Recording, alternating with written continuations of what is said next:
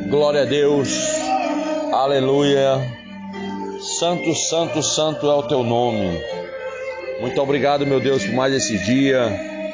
Obrigado por esta manhã que o Senhor nos concedeu. Obrigado por a tarde, por a noite. Obrigado pelo teu cuidado, ó Deus, que o Senhor tem por cada um de nós.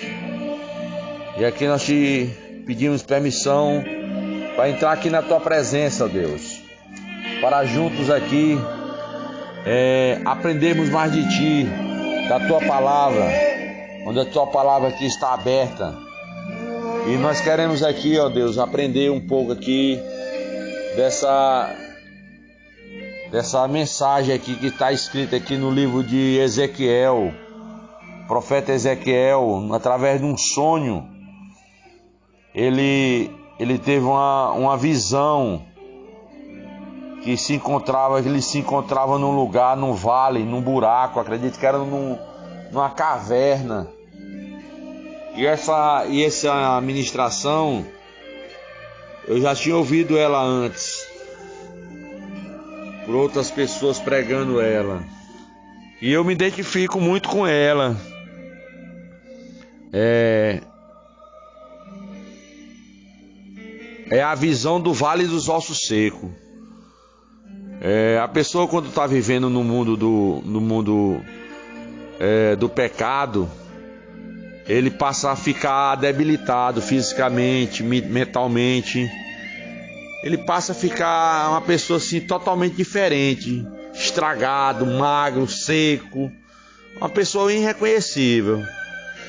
E aqui fala que o profeta aqui no livro dele, ele nos fala que ali, quando ele teve aquela visão, aquele sonho, ele disse que via muitos ossos. E aí eu tiro muito assim essa passagem assim, eu vejo muito assim, eu me identifico com ela, porque eu tenho uma altura de 1,78 m, quase 1,80 m. Já cheguei a pesar 78 quilos. Significa dizer que era bem magro, né? Devido a esse mundo pecaminoso que nos oferecia aquelas mesmas diversidades que foi oferecido por Daniel, Nabucodonosor. E ali a gente participava dessa diversidade, desses banquetes, e nos encontramos nesse vale também, passamos nesse vale. E aqui o livro de Ezequiel, capítulo 37, ele vai nos dar uma direção, o Vale dos Ossos Secos. Mas eu quero dizer para os irmãos que há uma esperança em Cristo Jesus. Ele quer recuperar todas. Aqui, quando vai se falar dessa Vale dos Ossos Secos, aqui também está falando das nações. A nação de Israel estava perdida. No final nós vamos entender direitinho, bem detalhado, vamos fazer uma leitura assim bem devagar, para que possa vencer bem compreendida. O capítulo 37 diz assim: a visão do Vale dos Ossos Secos, no livro de Ezequiel. A mão do Senhor veio sobre mim, ele me levou pelo Espírito do Senhor a um vale cheio de ossos, e me fez andar de um lado para o outro, e vi números deles no vale, eram grandes e estavam muito secos. Ele me perguntou: filho do homem, estes ossos poderão viver? E respondi: Senhor Deus, tu sabes. Então ele me disse: profetiza sobre estes ossos e diz-lhes: osso seco, ouve a palavra do Senhor. Aleluia. Assim diz o Senhor Deus a estes ossos: farei entrar em vós o fôlego de vida, e vivereis. Sobre vós porei nervos, farei aparecer carne, e estenderei pele. Porei o Espírito em vós, e vivereis. E então sabereis que eu sou o Senhor. O Senhor é onipotente, é onipresente, é onisciente. Ele sabe todas as coisas, Ele está em todos os lugares. Ele conhece tudo, Ele sabe de todos os problemas que nós passamos na nossa vida. Mesmo que a gente queira ocultar, Mas a Bíblia diz que não há nada oculto que não venha a ser descoberto. Nada que não venha a ser descoberto. E aqui ele dá uma ordem aqui para Ezequiel, para profetizar sobre aqueles ossos, que ele disse que enxergava bastante osso, era num buraco, no vale. E o capítulo 7 diz assim: profetizei como me foi ordenado. Enquanto profetizava, houve um ruído, um barulho de estalo, e os ossos se uniram, ossos com osso. Olhei e vi com os nervos o cobriram. A carne apareceu e a pele se estendeu por cima deles, mas não havia espírito neles. Então me disse: profetiza ao Espírito, o Filho do Homem. Profetize e diz ao Espírito: assim diz o Senhor Deus, o Espírito vem dos 4 ventos e o assopro sobre estes mortos para que vivem. Profetizei como ele me havia ordenado. Então o Espírito entrou neles e eles reviveram e puseram-se em pé um exército muito grande. Amém, amados? Aqui no versículo 11 diz assim: o significado dos ossos secos. Então me disse: filho do homem, estes ossos são todas a casa de Israel. Eles dizem: nossos ossos secam-se e a nossa esperança morreu. Fomos totalmente exterminados. Portanto, profetize e diz-lhe: assim diz o Senhor Deus, eu abrirei as vossas sepulturas e eu vos farei sair das vossas sepulturas e vos trarei a terra de Israel, o povo meu.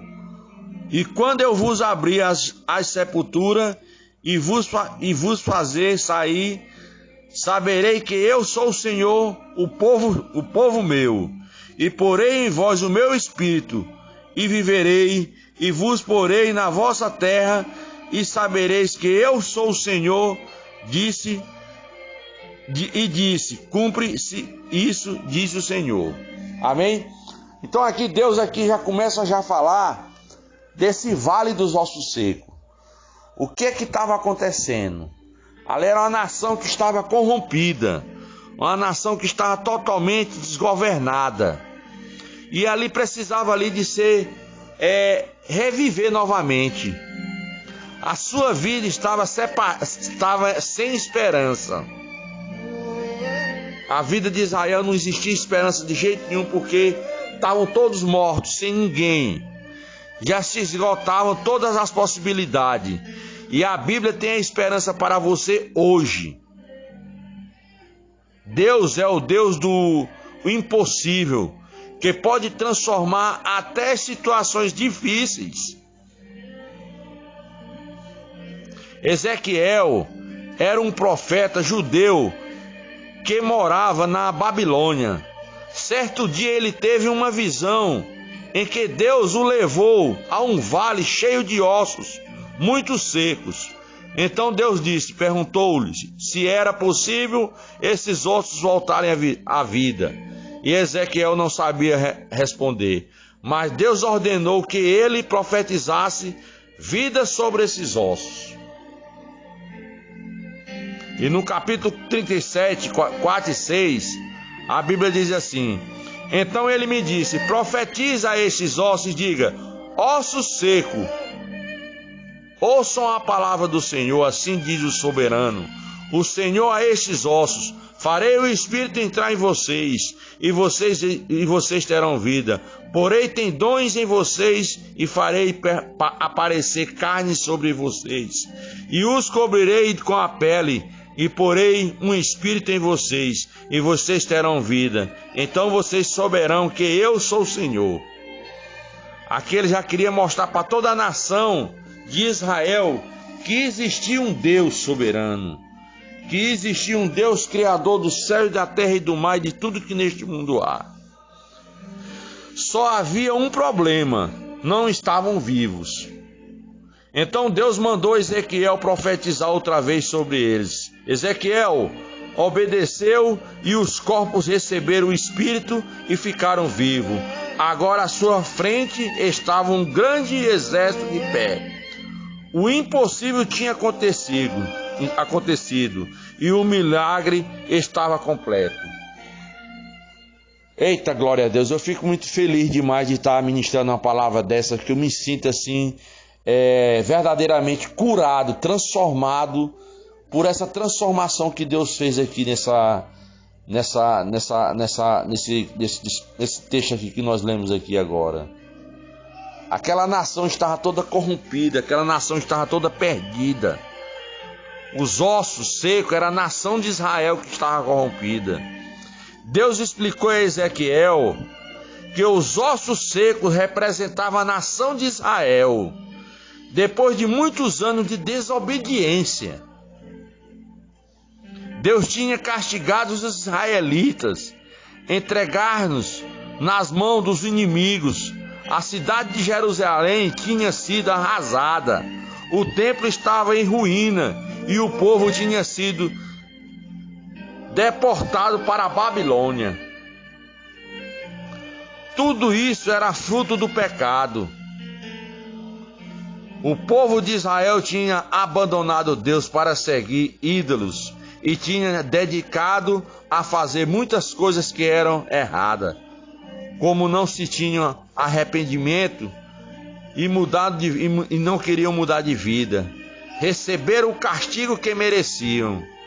Agora, diante da devastação, eles reconheceram seus erros, mas perderam a esperança. A escravidão era a sua nova realidade e eles se sentiam mortos como ossos secos, e era o fim. Aquele pessoal ali vivia num lugar, era como se fosse um lugar assim, um buraco, que eles se reuniam, e ali Deus profetizou ali como um vale de ossos secos. Gente de todo quanto é natureza humana errada, totalmente errada, desobediente, pessoa, uma nação desobediente. Mas eu quero dizer para mim e para você, amados, nós temos uma esperança em Cristo Jesus, nós temos uma esperança em Deus, nós temos uma promessa de restauração na nossa vida. Nós temos uma promessa de restauração. Mas a visão que Deus deu a Ezequiel era uma mensagem de esperança. O israelita tinha pecado, mas agora tinham se arrependido e voltado o seu coração para Deus. Aleluia. E Deus tinha compaixão do seu povo. Eu me arrependi, amado, de tudo que eu fiz na minha vida. Graças a Deus eu confessei, eu tive coragem de falar para Deus as coisas que eu fiz que não era para me fazer, as coisas erradas que eu fiz que não era para me fazer. Eu não falei para o homem terreno, mas para Deus eu me confessei.